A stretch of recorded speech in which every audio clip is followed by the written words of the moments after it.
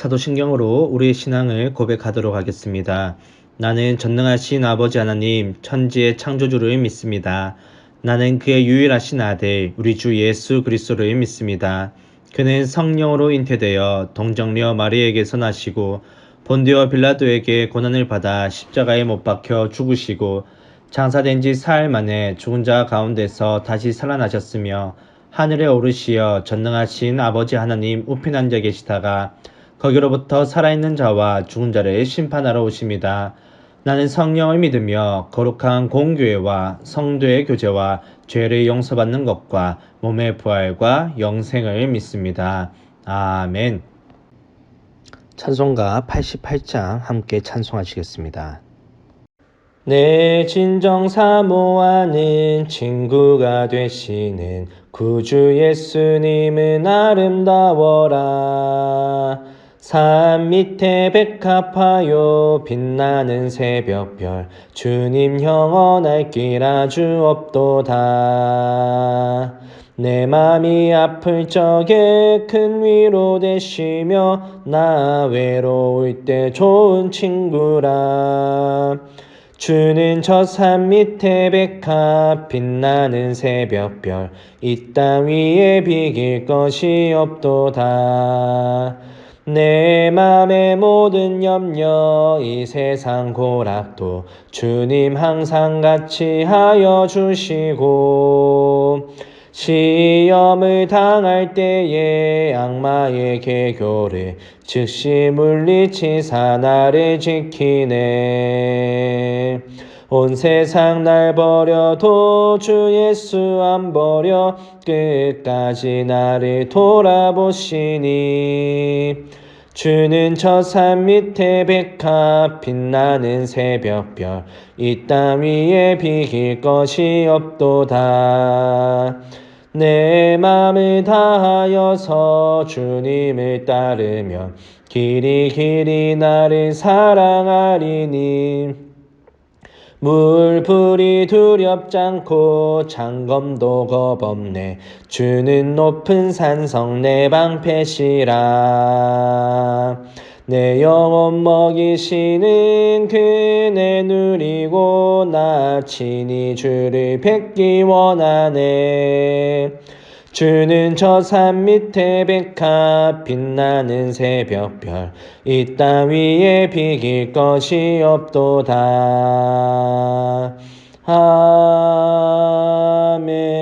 아멘. 함께 기도하시겠습니다. 사랑의 하나님, 오늘도 이렇게 하나님께 예배함으로 오늘 하루를 시작하게 하심을 감사드립니다. 하나님께 예배함이 저희들의 참된 기쁨이요 행복임을 고백합니다. 하나님께 예배드리는 이 기쁨을 놓치지 않는 저희가 되게 은혜 다하여 주시옵소서. 주님, 믿음이 부족한 저희들이 긍휼히 여겨 주시옵소서. 하나님을 믿고 하나님을 의지한다고 하면서도 하나님보다 세상을 더욱더 의지하며 세상에 더 관심을 가지고 살아갔음을 이 시간 회개합니다. 주님, 저희들의 죄를 용서하여 주시고 주님의 자녀로서 세상 속에서도 믿음으로 살아가는 저희가 될 수 있도록 은혜 다하여 주시옵소서. 주님, 센텀 장로교회를 위해서 기도합니다. 하나님의 교회로서 세상 속에서 빛과 소금의 역할을 잘 감당하는 교회가 되게 하여 주시고 미래를 준비하는 교회, 이 세를 책임지는 교회, 선교를 우선하는 교회로서의 사명을 잘 감당하게 하여 주시옵소서. 특별히 저희 교회의 다음 세대들이 하나님의 말씀 위에서 바르게 성장하고 세워질 수 있도록 은혜 다하여 주시옵소서. 주님, 어려운 가운데 있는 성도님들이 있습니다. 저희들의 기도를 들어주시고 오히려 이러한 문제와 어려운 가운데 주님과 더욱더 가까워지고 주님의 살아계심과 도우심을 경험하는 그러한 시간이 되도록 은혜 다하여 주시옵소서. 오늘 하루도 주님과 함께하길 바라옵고 예수님의 이름으로 기도드립니다. 아멘. 제2장. 형제들아, 우리가 너희에게 구하는 것은 우리 주 예수 그리스도의 강림하심과 우리가 그 앞에 모임에 관하여 영으로나 또는 말로나 또는 우리에게서 받았다 하는 편지로나 주의 날이 이르렀다고 해서 쉽게 마음이 흔들리거나 두려워하거나 하지 말아야 한다는 것이라. 누가 어떻게 하여도 너희가 미혹되지 말라. 먼저 배교하는 일이 있고 저 불법의 사람 곧 멸망의 아들이 나타나기 전에는 그날이 이르지 아니하리니 그는 대적하는 자라. 신이라고 불리는 모든 것과 숭배함을 받는 것에 대항하여 그 위에 자기를 높이고 하나님의 성전에 앉아 자기를 하나님이라고 내세우느니라.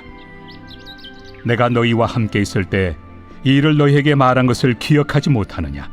너희는 지금 그로 하여금 그의 때에 나타나게 하려 하여 막는 것이 있는 것을 아나니 불법의 비밀이 이미 활동하였으나 지금은 그것을 막는 자가 있어 그 중에서 옮겨질 때까지 하리라.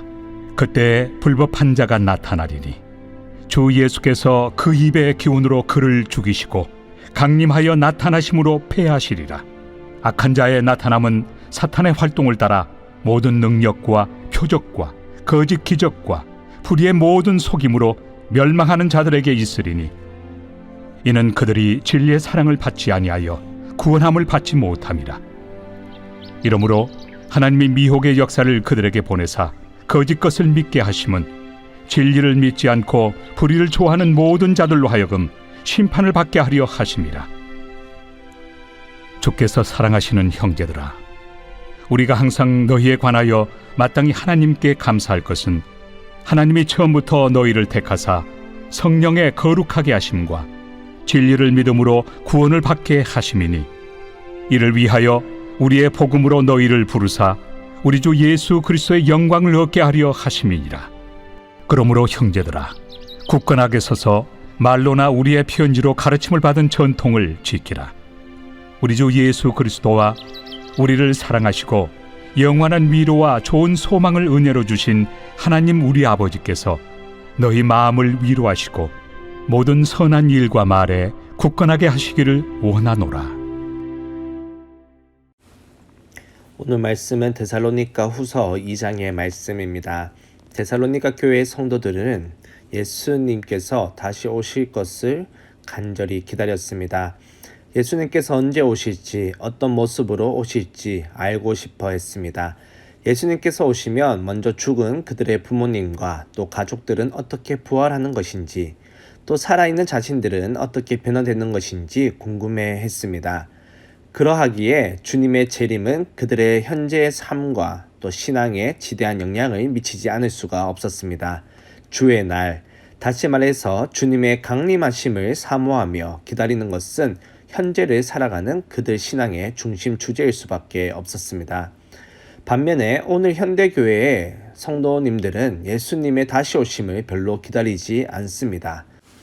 언제 오시는지, 어떻게 오시는지 관심을 갖는 것은 마치 사이비 신앙인들이나 관심을 갖는 주제인 양 재림이라는 단어를 우리 입으로 이야기하지 않게 되었습니다.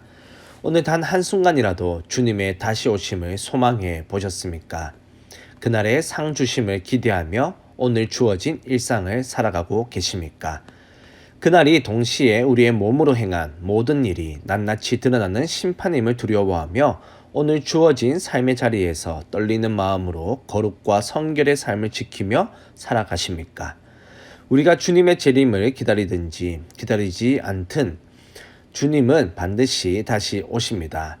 오늘 우리가 하루를 사는 만큼 주님의 날은 하루 더 가까이 다가온다는 사실은 변함이 없습니다. 데살로니가 교인들은 주님의 재림에 관심이 너무 많은 나머지 또 다른 거짓 가르침에 미혹되고 말았습니다. 1절과 2절 말씀 보면 이렇게 말씀하고 있습니다. 형제들아, 우리가 너희에게 구하는 것은 우리 주 예수 그리스도의 강림하심과 우리가 그 앞에 모임에 관하여 영으로나 또는 말로나 또는 우리에게서 받았다 하는 편지로나 주의 날이 이르렀다고 해서 쉽게 마음이 흔들리거나 두려워하거나 하지 말아야 한다는 것이라. 아멘. 데살로니가 교회 안에는 이미 주님께서 재림했다고 주장하는 이들이 있었습니다. 그 가르침에 마음이 흔들리고 두려움에 빠진 성도들이 있다는 소식을 사도 바울이 전해 들은 것입니다. 사도 바울은 첫 번째 편지를 보낸 지 얼마 되지 않아 다시 한번 주님의 재림에 대해서 가르칠 필요가 생겼습니다. 주님의 재림의 때와 시기는 실은 아무도 모릅니다. 그러나 몇 가지 중요한 사실을 알 수가 있습니다. 주님께서 다시 오시기 전에 먼저 일어나는 일들, 즉 징조는 알 수 있습니다. 사도 바울은 주님의 재림 전에 불법의 사람, 곧 멸망의 아들이 먼저 나타난다고 보았습니다. 사도 바울이 거론한 불법의 사람, 곧 멸망의 아들은 누구를 가리키는 것일까요? 그의 특징 두 가지가 본문에서 기록되고 있습니다. 첫 번째는 그는 하나님을 우습게 여기는 사람입니다. 4절 하반절을 보면 그 위에 자기를 높이고 하나님의 성전에 앉아 자기를 하나님이라고 내세우느니라 라고 말씀합니다. 두 번째로 그는 그리스도를 흉내내는 사람입니다. 9절 말씀을 보면 악한 자의 나타남은 사탄의 활동을 따라 모든 능력과 표적과 거짓 기적과 불의의 모든 속임으로 멸망하는 자들에게 있으리니 라고 말씀하고 있습니다. 그도 주님처럼 능력과 기적을 행합니다. 말하자면 그는 사람을 끄는 마력을 가진 사람일 것입니다. 사람들의 욕망을 충족시켜줄 조건을 제시하여 사람들의 열망과 환호를 받는 거짓 메시아의 모습을 가진 자임이 분명합니다. 이 사람은 구체적으로 누구를 지칭할까요? 역사상 이 적그리스도의 후보자가 여러 등장했습니다. 예루살렘 성전을 짓밟은 로마의 장군들, 스스로 신의 자리를 찬탈한 로마 황제들, 하나님의 대리임에도 불구하고 영광을 가로챈 중세의 교황들, 신자들을 핍박하고 온 세상을 전쟁으로 물들인 나폴레옹, 히틀러 등 이들은 적그리스도로 지칭되기도 했습니다. 하지만 진짜 불법의 사람, 곧 멸망의 아들은 아직 출현하지 않았습니다. 그러나 그의 세력은 이미 바울 시대부터 지금까지 우리의 일상 구석구석으로 파고 들어와 은밀하게 활동을 하고 있습니다. 속이고 빼앗고 짓밟고 편가르는 그 세력들의 활동은 이미 막을 수 없을 지경에 이르렀습니다. 온갖 거짓말로 사람들을 속이고도 뻔뻔하게 거짓을 미화하고 그 거짓에 동조하며 거짓을 강화하며 일상화합니다. 또한 욕망을 자극하여 저마다 자신들의 배를 신으로 여기고 숭상하게 합니다. 이들의 작전은 이제 세상뿐 아니라 교회조차 흠뻑 물들게 했습니다. 불법의 사람이요 곧 멸망의 아들의 세력이 점점 확산되고 있다는 사실은 예수님께서 다시 오실 때가 가까이 오고 있다는 뜻이기도 합니다. 불법의 사람이요 멸망의 아들인 자가 왕성하게 활동하여 온 세상이 불법의 세상이 되고 하나님을 업신여김이 일성화되며 여기저기 미혹해하는 일들이 발생하게 된다면 바로 그때 주님께서는 구름을 타고 다시 오실 것입니다. 그리고 강림하신 주님께서 당신을 존중하지 않고 당신의 말씀을 욕망의 수단으로 삼아 하나님의 이름을 모욕하는 이들은 심판하시고 하나님의 말씀을 존중하여 그 말씀을 준행하며 참고 인내한 이들은 상을 주실 것입니다. 주님의 날, 주님의 다시 오심을 믿고 대망하는 것이 오늘 우리 신앙의 중심이 되어야 합니다. 그렇게 되기까지 우리가 견지하며 붙들어야 할 것이 두 가지가 있습니다. 첫 번째는 미혹하는 존재가 늘 곁에 있음을 인식해야 합니다. 베드로전서 5장 8절에 의하면 근신하라 깨어라 너희 대적 마귀가 우는 사자와 같이 두루 다니며 삼킬 자를 찾나니 라고 말씀하고 있습니다. 이 마귀를 요한 2서 1장 7절에서는 적그리스도, 다시 말해서 미혹하는 자라고 불렀습니다. 사탄은 미혹의 전문가입니다. 그들은 수시로 우리를 미혹하기 위해 우리 삶 주변을 배회합니다. 우리가 조금만 틈만 보이면 여지없이 우리를 속이고 미혹합니다. 그러니 미혹되지 않도록 우리 중심을 잡아야 합니다. 믿음의 최고봉을 차지한 다윗조차 순식간에 넘어진 것을 우리는 잊어서는 안 됩니다. 두 번째는 예수님의 재림을 오늘의 신앙과 삶의 중심으로 삼기 위해서는 말씀을 기억하는 일이 체질화되어야 합니다. 5절 말씀을 보면 내가 너희와 함께 있을 때에 이 일을 너희에게 말한 것을 기억하지 못하느냐. 사도 바울은 이미 재림에 관한 모든 것, 재림의 시기와 방법에 대해 그리고 불법의 사람의 활동에 대해 데살로니가 교회 성도들에게 가르친 바가 있습니다. 사도 바울은 데살로니가 교인들을 향해 그것을 기억하라고 강력하게 호소합니다. 그들이 기억했다면 또 미혹되는 일은 없었을 것입니다. 그러므로 말씀을 기억한다는 것은 참으로 중요한 일입니다. 말씀을 기억한다는 것은 주야로 묵상한다는 것입니다. 말씀을 기억한다는 것은 마음판에 새겨 넣는 일입니다. 말씀을 기억한다는 것은 그 어떤 것과도 바꾸지 않는 것이고 그 무엇에게도 빼앗기지 않는다는 결기입니다.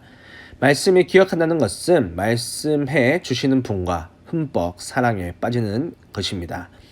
주님의 말씀에 뿌리를 내려 그 어떤 미혹해함에도 흔들리지 않고 주님의 다시 오심을 기다림이 오늘을 살아가는 힘이 되기를 주님의 이름으로 축원합니다.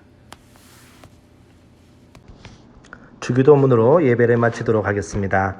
하늘에 계신 우리 아버지, 아버지의 이름을 거룩하게 하시며 아버지의 나라가 오게 하시며 아버지의 뜻이 하늘에서와 같이 땅에서도 이루어지게 하소서.